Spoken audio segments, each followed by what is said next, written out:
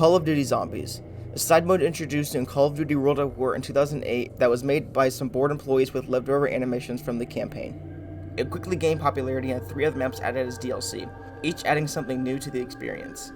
At Black Ops 1, we had 8 perks in total and had gone to the moon and blown up the Earth. Black Ops 2 gave us Victus and Primus. Black Ops 3 introduced the multiverse. Black Ops 4 ended the Ether and attempted to start the Chaos storyline anew, while Cold War has currently introduced the Dark Ether storyline. This video will focus on one map, one of the endings to Call of Duty Zombies. That map is Revelations.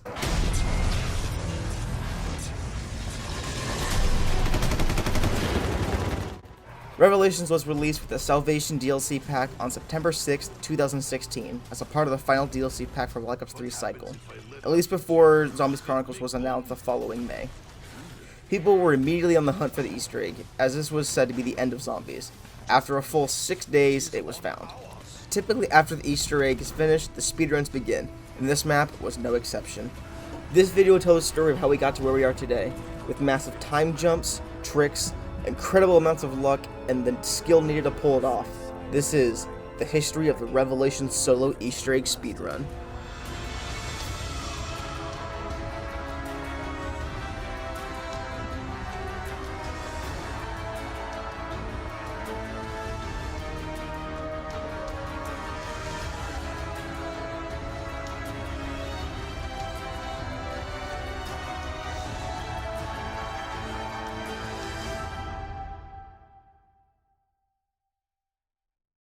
I imagine those of you who are watching probably know how to do the Revelations Easter egg already, but for those that forgot, or that clicked on this out of curiosity, let's briefly cover the basics. Gobblegums were a microtransaction item in the game that allowed you to play the game differently. There are 2 different categories. The first category is Classic Gums, which mainly give you different abilities such as being invisible to zombies, teleporting to a different spot on the map, using your stock ammo instead of your clip, etc. However, the ones primarily focused on in this video for this category will be Mega Gums. Mega Gobblegums have been considered overpowered to give you a wider range of abilities, such as giving you all the perks on the map, making every purchase free, making it so you literally cannot die unless you quit the game, and many more. When you hit the Gobblegum machine, a certain gum is offered. Whether or not you take it, this adds to your gum cycle, taking that gum away from the 5. After all 5 have been offered, it resets in another random order. Let's say it first goes Pop Shocks, Cashback, Perkaholic, Shopping Free, and Immolation Liquidation. After all 5 have been offered, a new cycle is made randomly, so you're able to get Gobblegums that you previously didn't take. After you hit for Pop Shocks, you can't get it again until all the other 4 have been offered. So now the new cycle would be Shopping Free, Perkaholic, Cashback, Pop Shocks, and Immolation. That's fairly easy. Now let's get on to the refresher. The first step is to shoot the 4 graves in this order. 3, 2, 1, 4. This will spawn a rock in one of 3 locations, Shangri-La, Farukt, and Mob of the Dead. To start this step, you'll need to spawn in the Keeper Protector. You must first collect all 3 parts, which are located in Drak, Farukt, and Mob of the Dead. Typically, while looking for the 3 of those, you'll do the corruption generators along the way so as to speed up the process and streamline everything. You want to complete these corruption generators for 2 reasons. Number 1, it opens up Nocturne Totem, which is in the middle of the map and allows the 4 portals to take you there into the respective islands, allowing for easy transportation. Number 2, it allows you to trap the Apothicon beast that travels around the map. After trapping him, you now have access to the Pack-a-Punch machine and the second step of the Easter egg, but we'll get there when we get there.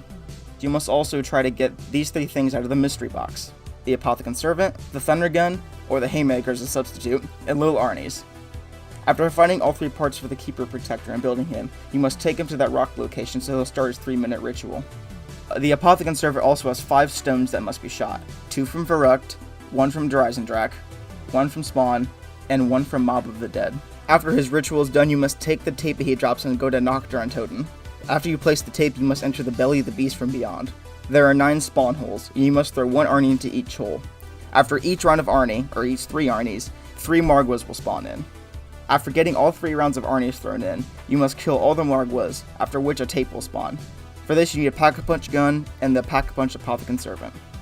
After Pack-a-Punching these, you must take the tape to Keener Totem and find 6 bones at Farukt, Origins, Spawn, Drak, Shang, and Nocturne Totem.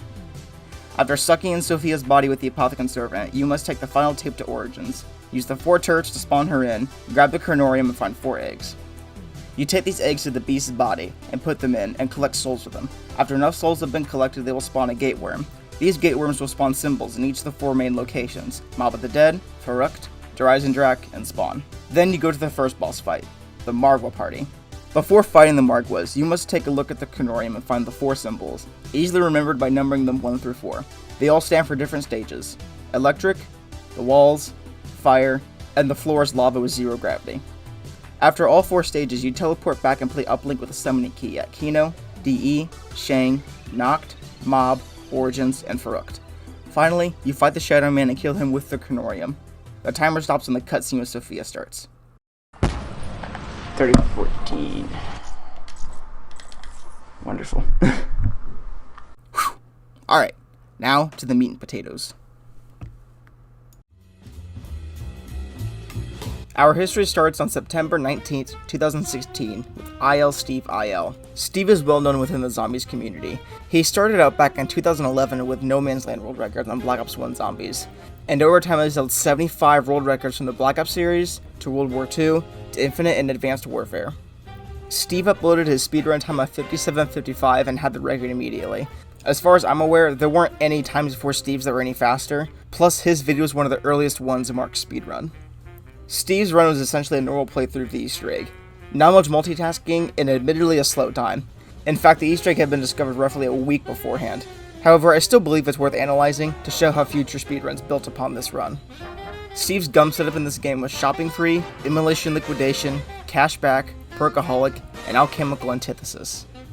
Shopping free makes every purchase free, immolation liquidation provides 3 fire cells, cashback provides a free max ammo, perkaholic gives you all the perks in the game, and alchemical antithesis restores your stock ammo from points you get from killing zombies. After getting immolation, he hit the box and killed zombies. While hitting the box, he managed to acquire the Apothecon Servant. After finishing his gum cycle, he then got another immolation and acquired the Thunder Gun and the Lil Arnies. He also got a shopping free, and opened up as much of the map as possible while also doing the corruption generators. Along the way, he was also shooting the stones via Apothecon Servant, which did speed up time since he got it early on in the game.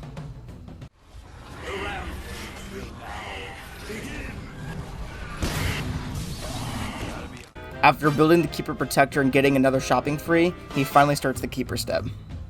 As mentioned earlier, there are 3 spots for the rock to spawn: Shangri-La, Ferukt, and Mob of the Dead. The one at Mob is preferable since it's at the end of your route and requires minimal backtracking, especially if you get the wall spawn for the flag like Steve did, the quickest spawn. With good part spawns, you can get anywhere from a 325 to a 340, but I would keep those numbers in mind for later. With all that said, Steve got the Shang spawn, which is still a good spawn when done quickly, starting with a keeper time of 12 minutes. During the keeper's 3-minute ritual, Steve got the final shield part and did the last corruption generator, and was finally ready for the Arnie step. Since he had to use his cashback for placing the tape down to replace a missing Arnie, he had to hope for a maximum from the 3 markers that spawned after each set of 3. Luckily, RNG was on his side, and he got a maximum from the first 2 rounds. However, since he did do this in the middle of a zombie round, he lost time since he had to maneuver around the spawning zombies, since the Arnie holes also double as zombie spawns. Despite all that, he's on to the bone step. For this step, he first went to Shangri-La. When doing the bone step, you first need to shoot the rock with your Pack-a-Punch weapon, and then fire the Pack-a-Punch Apothecon Servant to suck up the bone. However, as a nice little bonus for the player, there's a confirmation sound that's heard whenever you suck up the bone.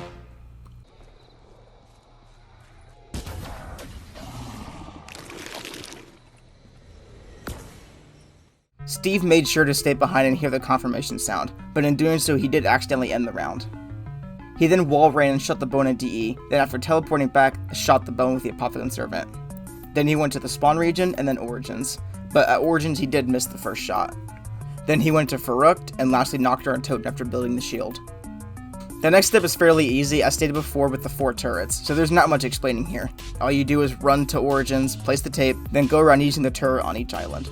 This step was done fairly smoothly, as it's frankly hard to mess this up unless you don't have enough points. After teleporting with Sophia, he now has the Chronicles and is on to the egg step. The egg step is fairly simple, and it's actually pretty easy to remember where all the eggs are. There are 4 locations on each island for each egg, however the eggs that spawn are a little bit different. Since the spawn region is the smallest island, it shares its eggs with Shangri-La, since that island has Shangri-La, Drak, and Keener or Totem all on the same island. The first 2 eggs are in the spawn, while the other 2 are in Shangri-La. for all the other islands, all 4 eggs are on the same island.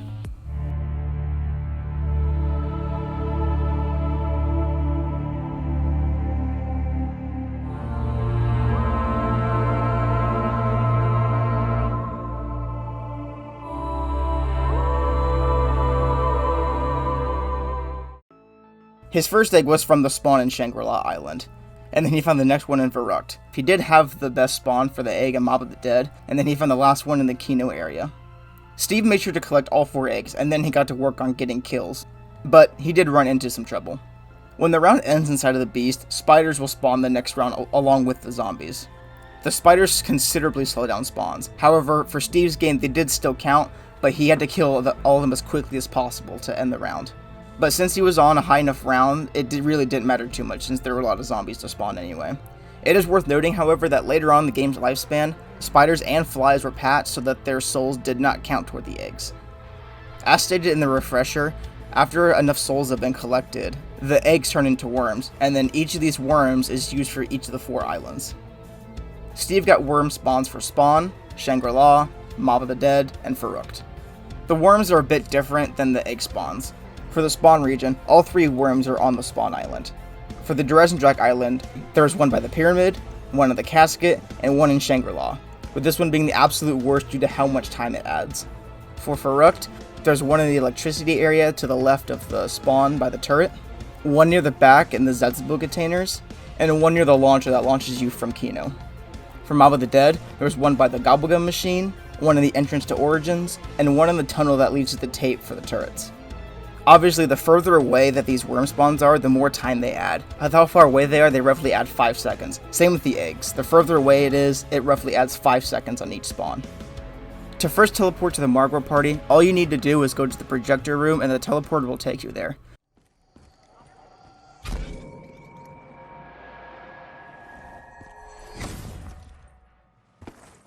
After looking at the Chronorium, you must select the 4 symbols in the correct order. However, for some reason, they are randomly generated. There are 4 real symbols and 2 fake symbols. All 6 of these symbols are referred to as one cycle, or a symbol cycle to be more specific. Steve had a fairly slow cycle, going through 2 full cycles, getting us 4th at the start of the 3rd cycle. Steve was using the thunder gun to kill the Margwas, but he still had some slow rounds due to missed shots or the Margwas' mouths being closed. After completing all 4 stages, he's onto Uplink, and he throws the toys in this order: Shangri-La, Dresendrak, Nocturne Toten, Mob of the Dead, Origins, Verrucht, and lastly Kino der Toten. However, he did take it down while trying to hit Mob of the Dead, but he managed to get a Perkaholic back afterwards. But since he did take it down, he lost his Apothicon Servant, since it was his Mule Kick gun. Mule Kick is a perk that allows you to carry 3 guns, however when you down you lose the 3rd gun. After getting all the toys and teleporting back thanks to Sophia, Steve collected the necessary amount of souls and hit the Chronorium, finishing with a 57.55. Again, not a bad run since the Easter egg had been discovered roughly a week ago, and the fact that, oddly enough, this was his first time completing the Easter egg. But this run could still be greatly improved upon, such as better box luck, i.e. not using 2 cashbacks. That's not right. I.e. not using 2 immolation liquidations. However, this is up to luck and requires a lot of restarts. A cashback when doing the RNG steps so as to remove the RNG from one of the rounds. Better accuracy with the bone step. Better egg spawns, again, RNG. And better throws in general, since Steve missed the Mob of the Dead throw 5 times and the Verrucht one 3 times. He also missed the first shot in the Shadow Man, which requires you to recollect all the souls you originally collected. Just a little fun fact, Steve did in fact hold the world record later on for 2 players, but his first solo run did show that with better luck and better multitasking, time could be taken down. A lot. In his own description, he even said that 10 minutes could be shaved off, and fortunately, this wouldn't take long.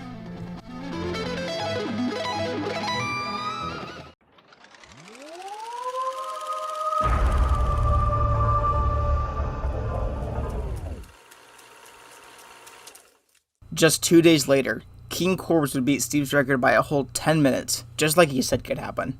How did he do it? Let's find out. Korbs' run started like Steve's did, but Korbs had much better luck than Steve. He got the Apothicon Servant and Arnie's in his first immolation, and after getting shopping free, he opened up as much of the map as he could. This is better than Steve since he got all these within his first gum cycle, with getting immolation, Perkaholic, and then shopping free. After grabbing all the parts for the keeper, he did the DE generator, and much like Steve, got the Shang spawn. But since he did move out of the starting room a lot quicker than Steve with his better gum cycle, his keeper time was an 8:37, a great improvement over Steve already. While the keeper did his thing, he captured the beast and got the Apothicon stones, and after he was done, he was ready for the Arnie step. Rather than hit for a cashback to lessen the RNG dependency, Korbs went straight for the Arnies and hoped for good luck.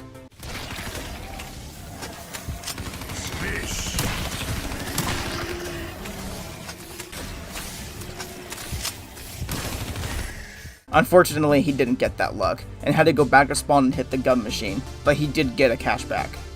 He was lucky and did get a max ammo from the second round of Marquas, but ran into some trouble when throwing an Arnie on his last round. You see, Korbs decided to do the Arnie step on a bug round, since he figured out that bugs won't attack the keeper while doing his ritual. But this does cause a bit of a problem when throwing Arnies. Sometimes their spit acts as a physical barrier when throwing an Arnie, resulting in the Arnie bouncing off occasionally. Now, it's unclear if this shot would have made it or not. However, it does seem that the fly spit acted as a barrier on this one time. He recovered from this by ending the round and taking the max ammo from the bugs. He did lose time though by taking a wrong exit going to Varuk by mistake. He did change the bone route though, mainly by flipping Drak and Shang, getting Drak first, then Shangri-La, then going to Spawn, Origins, Varuk, and Nocturne and Totem, which did speed up the process a little bit by streamlining where you go. Overall, Korbs had better confidence in his shots and didn't stay behind to hear the confirmation sound.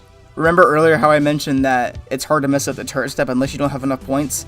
That's exactly what happened to Korbs. So he had to kill a lot of zombies to gain the points as they went along.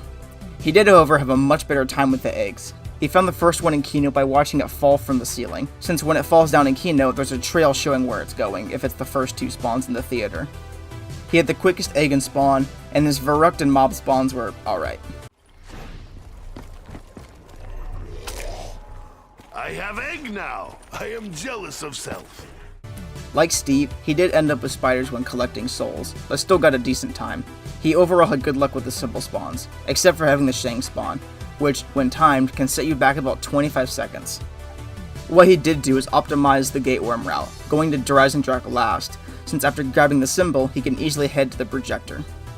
Unlike Steve, Korbs had an excellent symbol cycle, getting through one full cycle of 6.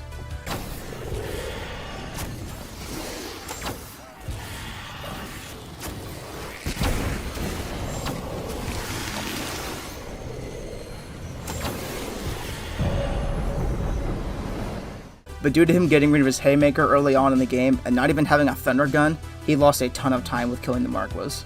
He still managed to pull through though, and did change the summoning key route, going Shangri-La, Nocturne Totem, Mob of the Dead, Origins, Varuk, Drak, and Keynote Totem. When you time it, this route is in fact slower, but he did have a faster time since he didn't miss any shots or take it down. Korbs made one new change to the boss fight that forever became the meta for Mega Gum runs. He figured out that using the Death Machine absolutely shreds the Shadow Man, since there is no reloading and it has an incredible fire rate. Toes to embrace death. So many tentacles.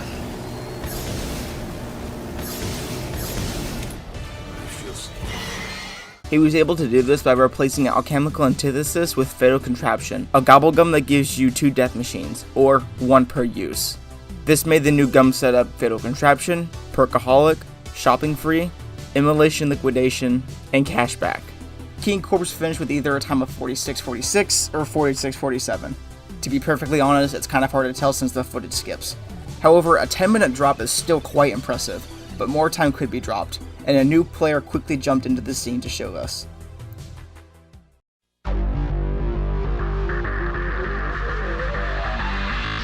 Seasoned Drag was a YouTuber who had held a few speedruns beforehand, and did some, admittedly, amazing speed art of Call of Duty Zombies and other things. Here are a few examples.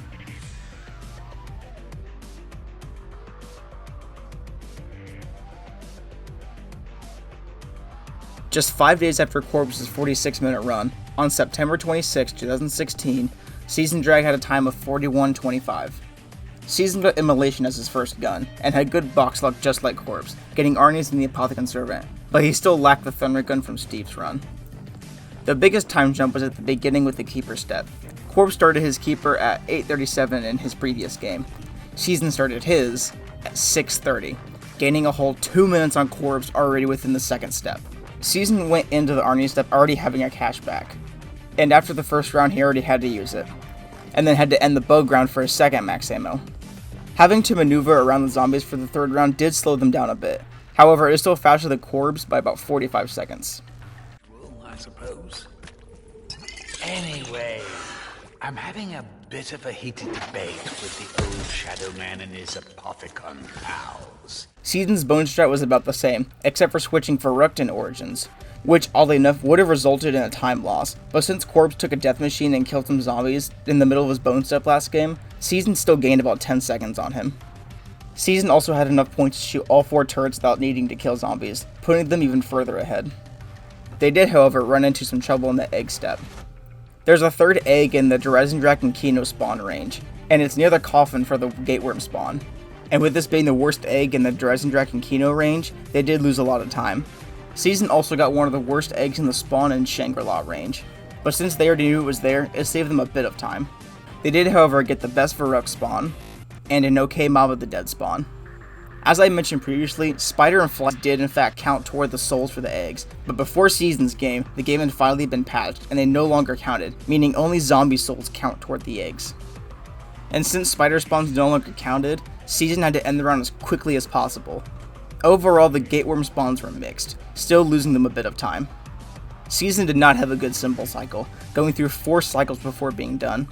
Despite this setback, they still managed to finish the last stage 45 seconds before Korbs. They did this simply by using the Dracon and HVK to shoot 1 to 2 heads off each Margo when they spawn in. After shooting those 1 to 2 heads off, they would slowly pick them off as the rest of the stage went on. With this little trick, it sped up the fight greatly. Once again, the summoning key uplink route was changed. Season quickly snagged Kino's toy first rather than last, and got Dresendrak before heading off to Shangri-La, then going to Farukt, Nocturne and Toten, Mob of the Dead, and Origins. Even though this route is in a less linear fashion than Korbs, they still managed to gain about 18 seconds on him. Season's boss fight was much slower than Korbs, mainly due to the fact that they lost where the Shadow Man was when trying to shoot him, and since it restarted, they had to collect the souls all over again.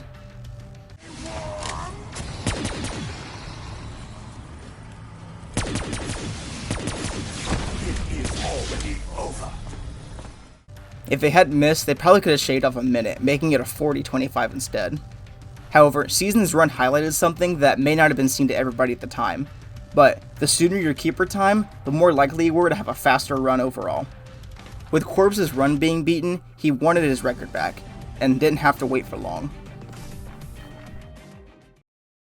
One thing that helped Korbs at the beginning of his new run was getting a Perkaholic and Shopping Free first. He was able to open up as much of the map as possible without having to stop for the box. Combine this with some really good box luck, he started his keeper at 6:19, already gaining 11 seconds on Season. For the Arnies, he had to end the bug run after the first round of Margwas, but did get lucky with a max ammo from the second round of Margwas.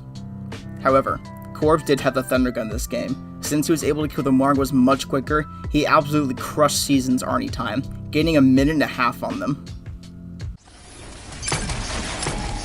And first like these, let's go.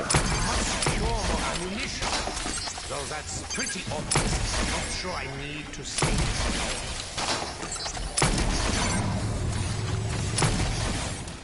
For the bone step, Korbs kept the meta he had established in his 46-minute game, which would prove to be the faster method of going to Dresendrak, Shangri-La, Spawn, Origins, Farukt, and Nocturne and Toten, gaining 8 more seconds on Season. His eggs went about as well as they could have. A great first egg, a slowest second egg, the fastest third egg, and a great fourth egg. His symbols also went about the same, except for getting the coffin spawn for the Dresendrak gateworm, which while not great is still infinitely better than the Shangri-La spawn. One thing to note here is that Korbs completely changed how the egg step was done. Since the game had been patched and spider spawns no longer counted toward the eggs, getting spiders would slow down your game considerably, especially since the rounds were being pushed lower and lower with the times getting faster. Rather than getting all 4 eggs and moving through the rounds to get them charged, he first got 2 eggs, the first one from the Dresendrak Island, and the second one from Farukt. This worked out much better, as he could charge both eggs within 1 round, leave a couple zombies, go get the symbols, go get the other 2 eggs, kill those zombies, and start on the next 2 eggs and symbols. This would remain the strategy for the rest of the game's lifespan. In Korbs' symbol cycle, he went through 10 symbols before getting it done. However, this didn't matter much since he did have the Thunder Gun, which obviously, like before, sped things up considerably. He would throw 2 shots onto each Margwa when they were spawned in, but he was slowed down by the wall step since they had gotten in his way. Due to some still slow rounds, he did gain 15 to 20 seconds on season.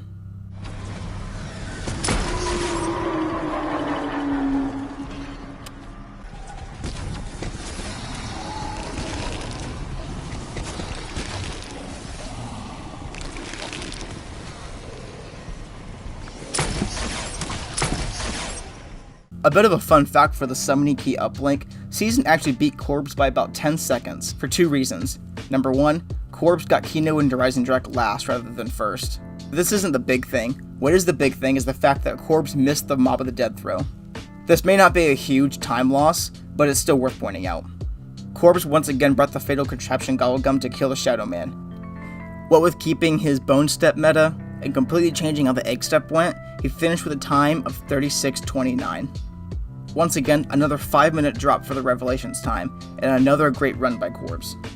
But almost a week later, on October 19th, 2016, Greg 2BZ skimmed by with a time of 36:15, beating Korbs by only 14 seconds. Something that I should be honest about. When I was doing research for this video and preparing to start the script, I didn't know Greg's run existed, nor did I know that Season's run existed either. Neither showed up in the YouTube search results, even when I dug down. However, at the time, I too was speedrunning Revelations, and I do in fact remember a time being beaten after Korbs' 36-minute run that was not Korbs. So, I used the Wayback Machine, went to zombierecords.com, and found these 2 records. This isn't relevant to the record, just a little bit of a fun fact. Now, back to the content.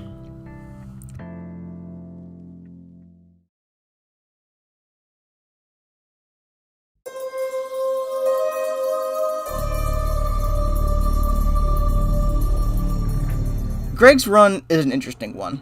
I'd even dub this the comeback run. Greg started with a keeper time of 6:32, not too far behind Korbs, but through quicker movement, he was able to start the Arnies a full minute sooner. Greg continued to hold his lead up until the egg step.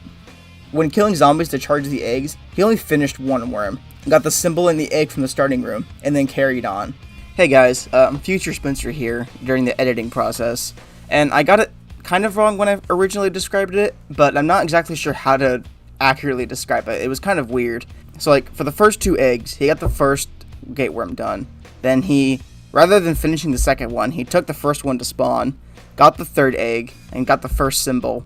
Then went back, finished the 2nd egg, got the 2nd symbol and the 4th egg, and then he carried on normally with the other 2 eggs and symbols. I'm not exactly sure what the thought process was for this. The beginning portion of that definitely, I'm sure, screwed him up by a couple seconds. I'm not exactly sure how much.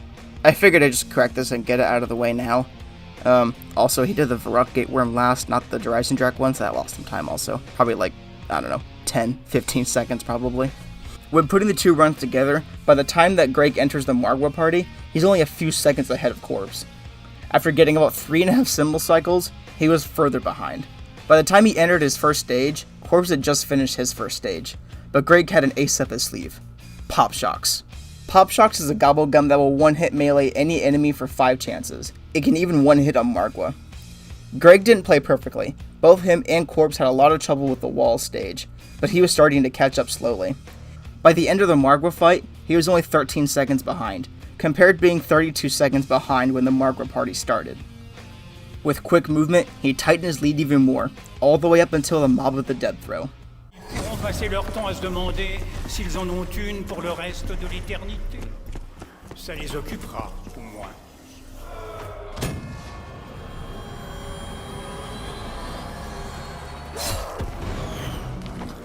He got it. First try. To put it bluntly, the run was over after this. He held a lead of 12 seconds and finished 14 ahead of Korbs. Not a large win by any means, but still comfortable enough to secure first place. After Greg's record, this is where it stood for quite some time. Checking the Wayback Machine, I see no other records that beat Greg's.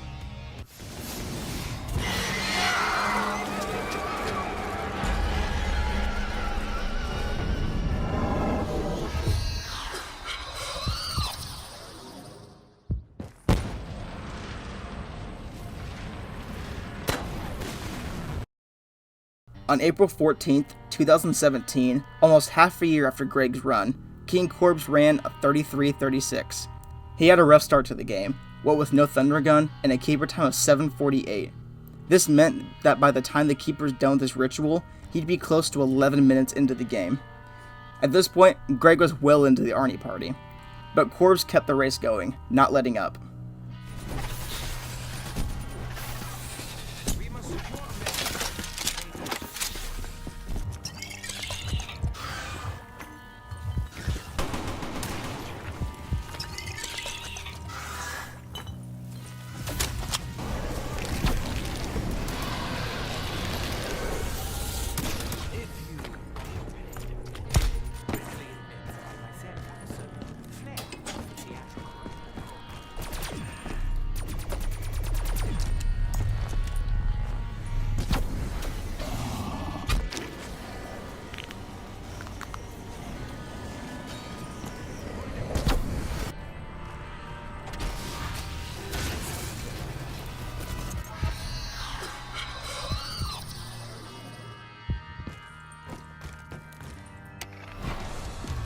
The middle of the game was about the same as previous games, but things started to change at the egg step.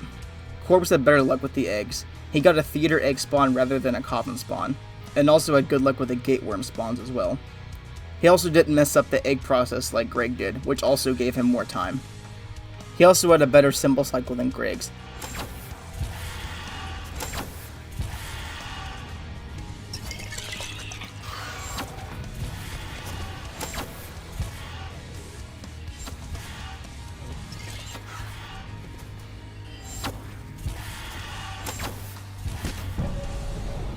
Korbs also used Greg's method of hop shocks, but used it better. He used the first 4 hits on the walls and fire, since they are the 2 hardest stages, and he used the final hit on the last stage.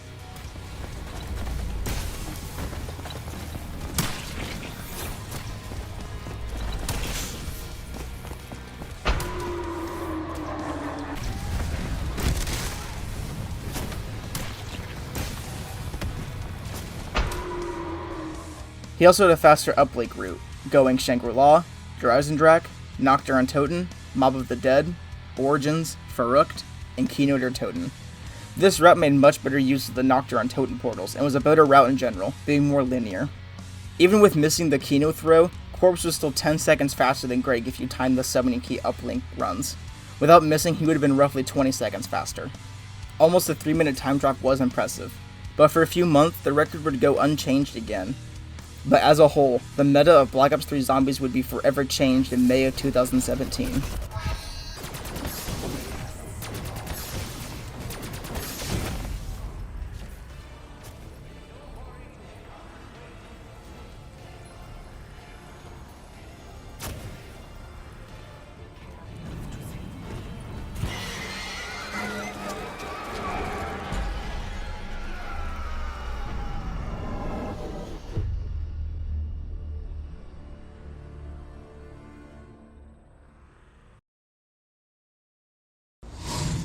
There are always consequences. Zombies Chronicles released on May 16th, 2017. The main draw of this DLC package was the 8 fully remastered maps. However, we're going to focus on the Gobble Gums. 2 of the gums released were Raindrops and Extra Credit. Extra Credit allowed the player to gain 5,000 extra points through 4 drops of 1250 points each, while Raindrops has 2 ticks available to get all 9 drops in the game, a max ammo, double points, insta-kill, carpenter, nuke, an extra credit drop, the death machine, a free perk, and a fire sale. Yeah, I know, it's very overpowered, we all knew it, no one cares. Raindrops has 2 uses, and each use can give the player up to 3,700 points. If you have a double points while using extra credit, you can get 10,000 points. Treyarch opened the floodgates and forever changed the meta of how Black Ops 3 was played, and with Revelation's high RNG rate, this was no exception. On July 25th, 2017, Wolfie got his first world record with a 32:48.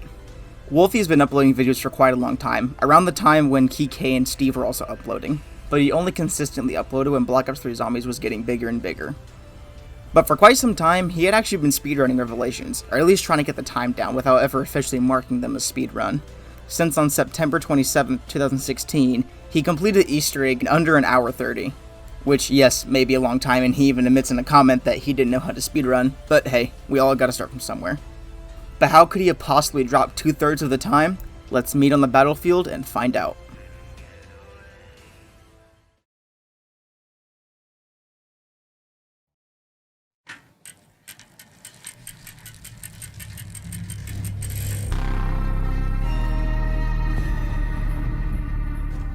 I previously mentioned extra credit and raindrops, giving the player more points. Wolfie decided to use these to his advantage. Rather than use pop shocks and cash back, Wolfie replaced them with these two new gums, making the new gum setup shopping free, perkaholic, immolation liquidation, extra credit, and raindrops. And for the rest of this history, this would remain the gum setup. Since he didn't have to rely on a shopping free to open up the map, he was able to leave the starting room a lot sooner with extra credit. On his first world record, he got the fastest keeper time so far, a 3:37.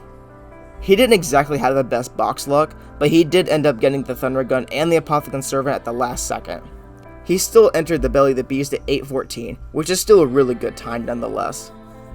Rather than ending the bug round to get a free max ammo, he instead chose to go to Nocturne and Totem, which where if you complete a certain challenge, you get a free max ammo. He had also missed an Arnie throw, which lost him even more time. One thing Wolfie did do when he went to Nocturne and Totem was grab raindrops, which essentially replaces cashback. He had to use both ticks to be able to complete the Arnie party. But even with these mistakes, he still held his lead against Korbs. There isn't much to say about his egg step, as it was pretty average. His Margwa fight was much more impressive though. He got 2 cycles, and used Korbs' Haymaker strategy but with the Thunder Gun, making this much more reliable. Through summoning key uplink, he did miss his first throw at Keynote or Totem, but this was still a great record, and showed that the community wasn't quite done with Revelations just yet, especially these new Gobblegums and some new strategies. KingKorbs wasn't speedrunning Revelations at this time. Wolfie was going for 3-player records while still trying to beat his own time. But 2 more players were practicing, and were on the rise with their times. QuiQue and Kooky. But Kooky comes later.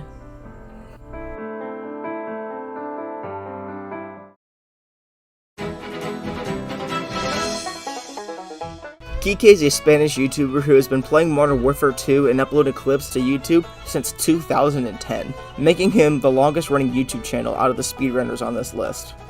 But after Wolfie's run, QuiQue started to get to work on lowering his time. After Wolfie's run, QuiQue got a time of 41 minutes flat, then a 38:52, then a 36:56. Eventually he made top 3 with a 35:12. He beat KingKorbs' 33:36, landing him in 2nd place. And then, it finally happened. Starting off with a keeper time of 4:30, he was off to an alright start. But what pulled him ahead was the fact he had a better Arnie party than Wolfie. He didn't go to Nocturne and Totem to get a free max ammo, and he didn't miss a throw. This enough pushed him ahead.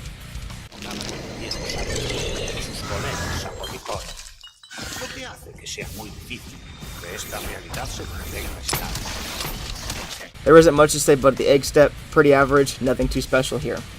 For the symbols, he got 2 cycles, similar to Wolfie, but he did have a bit of a tough time on the wall stage.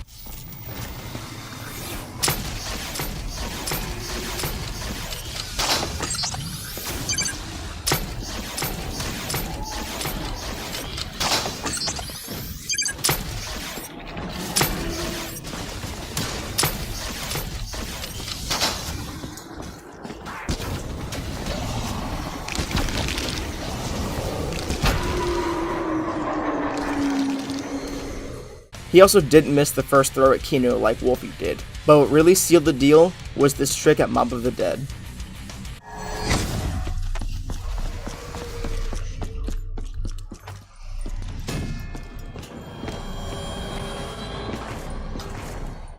Yep, he managed to get a running throw. This was never a thing before. No one had really ever attempted this. I'm sure people thought of it when doing it, hell I did too. But no one ever did this before, as it's pretty tricky to do and can be unreliable since you're running while doing it. Through better strategies, cool tricks, and just better play overall, QuiQue finished with a time of 32:12. Soon after, he released the 3225 that didn't utilize the Thunder Gun, and formally announced that he was already done with Revelations since he was tired of doing the same thing over and over again. Echaré de menos al pequeñín, pero murió haciendo lo que le encantaba: asesinar.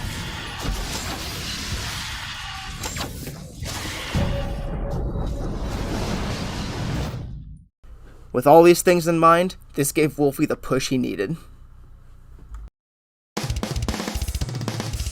Armed with Metallica and a drive to keep his record, Wolfie finished with a 31:42, the first sub-32 record.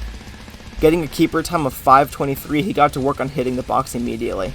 Wolfie seemed to figure that by shooting as many stones from Nocturne Totem as possible, you can gain back some time. He managed to shoot Spawn, Mob of the Deads, Dreisendrach, and the closest one at Verrucht. Since there are two of them from Verrucht, one is very close. However, one is very, very far away and very difficult to get, let alone see in the first place. The same applies for the Dreisendrach stone.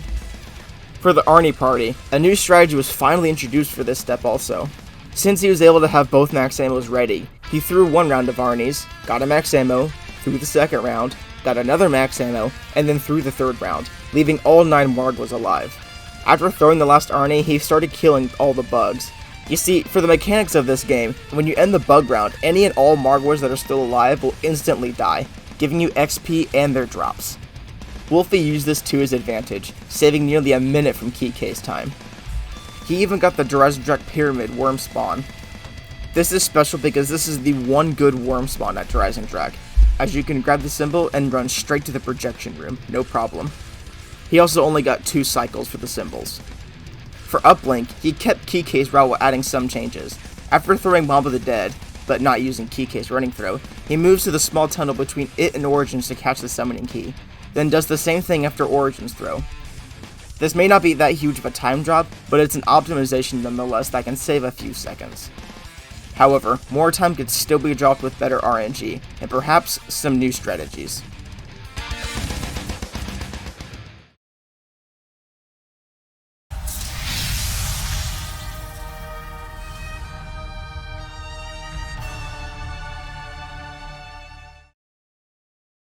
You may remember me mentioning a player back when I mentioned Kooky, who was just starting to rise up. 2 days after Kooky got second place, Kooky first ran a 38:34.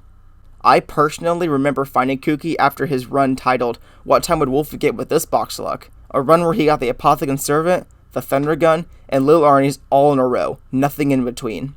I question the professionalism. Already got the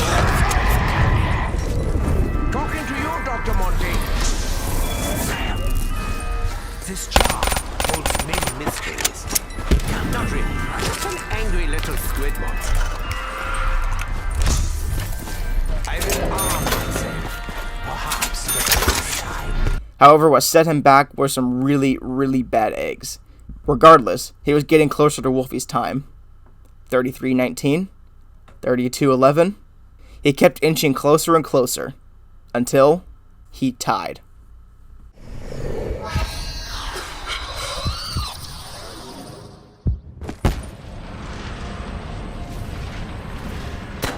Rarely do ties happen in speedrunning, but they do sting. With this being a run relying on so much luck, it stung even more.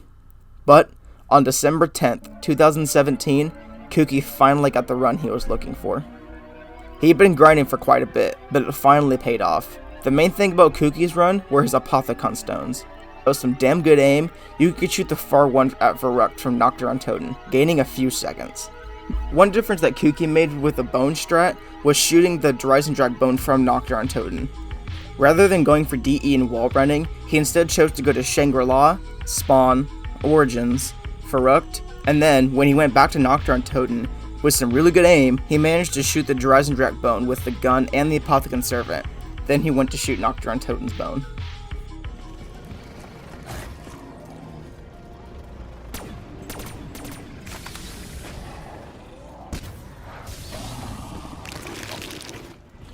Finally, somebody that had been in the 2, 3, and 4 player world record scene would jump in to surprise everybody.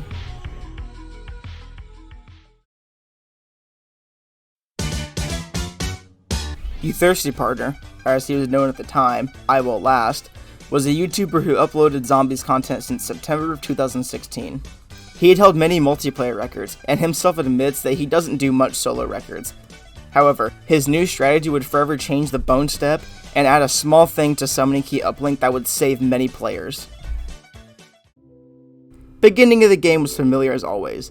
Normally when you went into DE at the beginning of the game, the player would step down on 3 of the plates, then press the 4th plate, so that zero gravity was immediately available so that they could wall run and get the bone.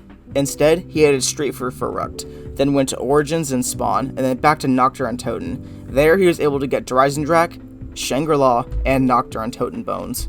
For this, all you need is a Varix 3 and some good eyesight.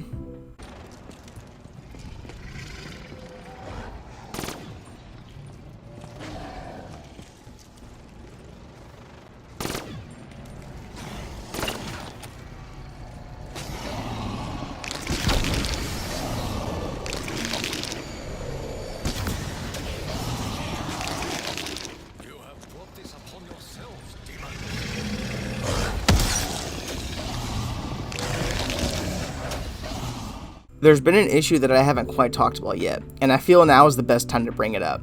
There's an occasional glitch that happens with the summoning key. Sometimes it would disappear when you went through a Nocturne Toten portal, and the only way to recover it would be to either to take it down or pick up a death machine, but this would waste the raindrops, and honestly, if this happened, it pretty much kill a world record or even a PB pace instantly. The main 2 clips I have are one from me from my early runs, and one from Kooky.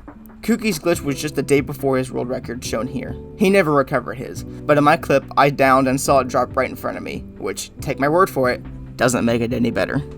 To this day, this glitch is still not patched, and it probably never will be, but Thirsty found a way around it. All you need to do is melee right before you enter the portal.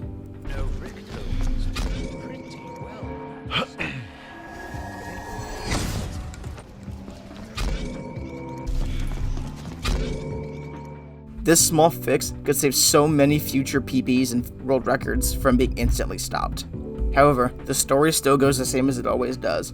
With better RNG, the run could be taken lower, and at this point it was clear, Revelations would soon break the 30-minute barrier. Over the next 2 weeks, Wolfie and Kooky would trade their world record with each other multiple times. On December 24th, Wolfie got a 29:42, the first sub-30 record. On New Year's Eve of 2017, Kooky got a 29:38, and on January 6th, 2018, Wolfie pinched it by with a 29:33. On January 9th, 2018, Wolfie got a 29:08 on his 1.5k livestream, but never submitted this to Zombie World Records, to my knowledge anyway, but for the longest time, I never saw it on there. That same day, he revealed a screenshot to me on Twitter that he had a sub-29 without the Thunder Gun. He also said that a sub-27 was possible with the right RNG, which sounded insane to me at the time. Other than that, time advancements for solo had gone quiet for almost 2 years. On October 13th, 2019, Kooky dropped a 29:29. Included in the title was, "Garbage, this won't last." Eventually, Kooky got a 28:22, which he described as, "not good enough." And then, something unbelievable happened.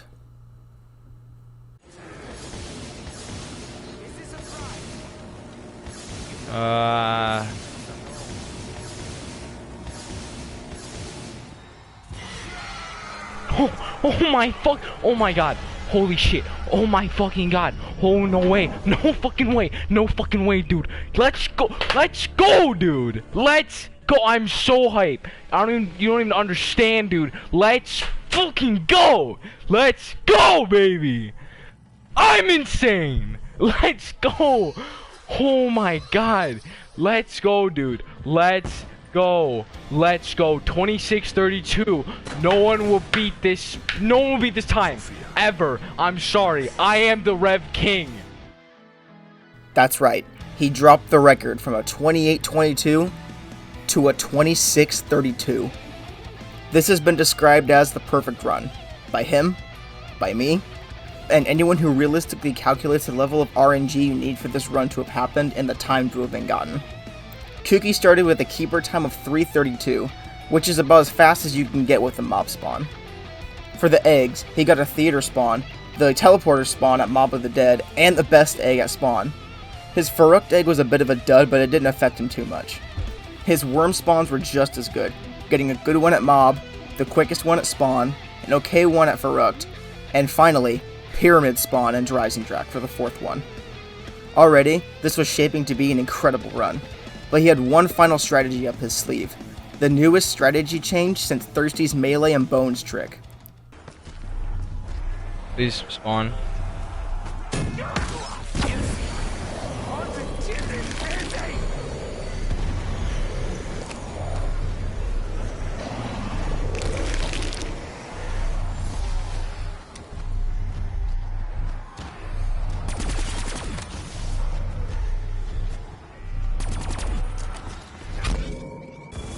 Purple? Is it rain? Oh my god, this is so cold. This is the best. This is literally the best run you could get.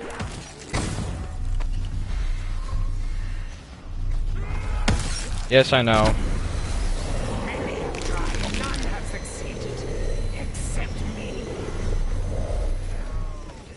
He stated in his interview with Greg FPS that these were almost his first times doing these tricks. He may have missed the far mob throw, but it didn't matter. He blew Wolfie and everyone out of the water, blindsiding those who had given up on trying to lower the time. I still remember sitting in math class and checking ZWR, only to have my jaw drop when I saw the time. And this is where the record stands today, as of the release of this video. Which begs the question, can it be lowered? From what Kooky said in his interview with Greg FPS on In the Mind of a Speedrunner, this is uncertain. But it took a couple years of consideration to find the best round I think I found. Yeah. Have you tried going back and beating this time? Oh yeah, I do a bunch of attempts. There's like I've grinded at least like 20 hours and I haven't gotten close to it. Wow. Is this the perfect run? If we're being technical and sort of pedantic here, not really. He'd maybe be 10 to 20 seconds faster if he'd gotten the first egg spawn in Farukt, and his missed mob throw did cost him about 10 seconds, maybe even 15. But if I, and everyone else, is being realistic, this is the run of a lifetime. Rarely ever do you get a run where you get the Servant, Thundergun, and Arnie's back to back to back. And to get nearly perfect egg and worm spawns, it'll take a miracle for anybody to beat this. Like Kooky himself said, he hasn't gotten that kind of luck since then. And after I personally speedran the game for a year and a half, I can count on one hand how many times I had that good of luck, mostly in separate games. Personally, I don't see this record being beaten without a box patch, or as it was known on Zombie World Records, a TAS. A box patch is where a modder goes into the game files and selects what guns you get out of the box. The box can be configured to where you only get the Apothicon Servant, the Thunder Gun, and Lil Arnie's first. However, to my knowledge, egg spawns, worm spawns, and symbol cycles cannot be edited. So essentially, I don't see this being beaten in a legit way unless somebody has years and patience of steel. Hey guys, so bit of an addendum here. I know I literally just said that worm spawns, egg spawns, and symbol cycles can't be edited like the box patch. However, I was recently talking to Kooky, and it may be possible after all. He's got a buddy who's working on it, and if possible, he will run it. He said he's going to wait and run that rather than just run the box patch from the workshop. I figured I should just throw this in because we could, after all, have the statistically perfect run. Anyway, thanks for dealing with unprofessional edit number 2, and enjoy the rest of the video.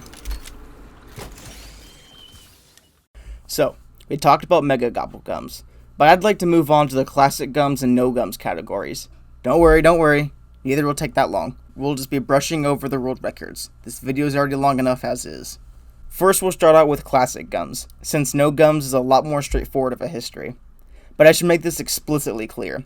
The history of world records for these two categories is not as well documented as Mega Gums, as some videos are private, some have no indication as to whether or not they were world records, and the main problem, Zombie Records nor Zombie World Records ever kept documentation of past world records, like some other speedrunning websites. If a new record comes in, the old one is simply moved down a spot. So if I get something wrong, please forgive me. The Wayback Machine and attempting to reach out to people can only get me so far. On January 27th, 2017, Casually Clutching was the first player to submit a time, with a 56.52. Classic Gums and No Gums are more difficult, I suppose, since you don't have an immolation liquidation to give you fire sales, so RNG is a bigger problem. There's also no raindrops to give you max ammos during the Arnie party, but he casually powered through this, being the first world record holder. These next 2 runs have no footage, and the only documentation is from the Wayback Machine. Sometime after casually clutching released their run, EyeWillLast dropped a 52.23, a sizable time drop. But a special someone from Mega Gums dropped in, KingKorbs, who got a 50.29, but he has since privated the video for unknown reasons, I assume since the run was outdated. At another unknown date 4 years ago, EyeWillLast got a 44.13, which is a pretty impressive time drop for any category in general. But Korbs would fire back with a 40.23. Both players got these times when competing for the first Zombie World Championship. The record stood here for the rest of 2017, until Wolfie got the first sub 40 of 39.39 on January 6, 2018, and for 2.5 years, the record stood here. On July 23, 2020, who else but Kooky came back as the final player to claim the record, with a 37.13, which is what the record is today. We'll upload it though. 37.13. Oh! God! For No Gums, there are only 5 records, with 5 different players, which makes my job a hell of a lot easier. On October 20th, 2016, our very own Greg 2PZ was the first runner, with a 53.18. It wasn't until April 14th of 2017, KingKorbs dropped a whole 5 minutes off the record, a 48.16. Man, he just won't stop, will he? A common theme with these 2 categories is record standing for a while, since not having unlimited fire cells makes this not that fun to play. This happened again, until January 3rd, 2018, when your boy got a 46.49. It's me, I'm your boy. But not too long after, Invisible Hulk kicked me in the teeth with a 41.04. I'm not sure of the date though, since the video has been privated, and it seems to be staying that way. Finally, our last record. It's been quite the journey to get here, but we've made it. I wonder who will be the last one. Alright, boys. Let's go. Let's go, boys. Let's go. Some pogs. Yep, spaces. Dude, get them all in here right now, boys. Let's fucking go. Yes! Woo! That's the 35 I wanted, baby. That's what I wanted. Yep, it's Kooky. He got a 35.13. He did it again. Kooky is now officially the Rev King. And that's it. That's all there is for the solo records of Revelations.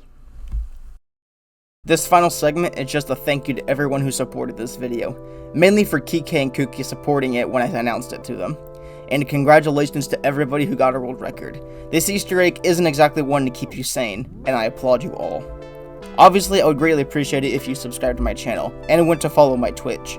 But I should make this known. This is not my usual kind of content. This video took hours worth of script writing, analyzing, and especially editing. I would check around my channel first, and if you enjoy the rest of my content, please subscribe. I do try and put out the best content I can for both my Twitch and my YouTube. If you do like this video and you want to see more of it, let me know what category you want me to go over next. I used to speedrun Rise and Dragon Shadows of Evil, so there definitely is that. But the main thing you should do though, is go support everybody that's been mentioned here.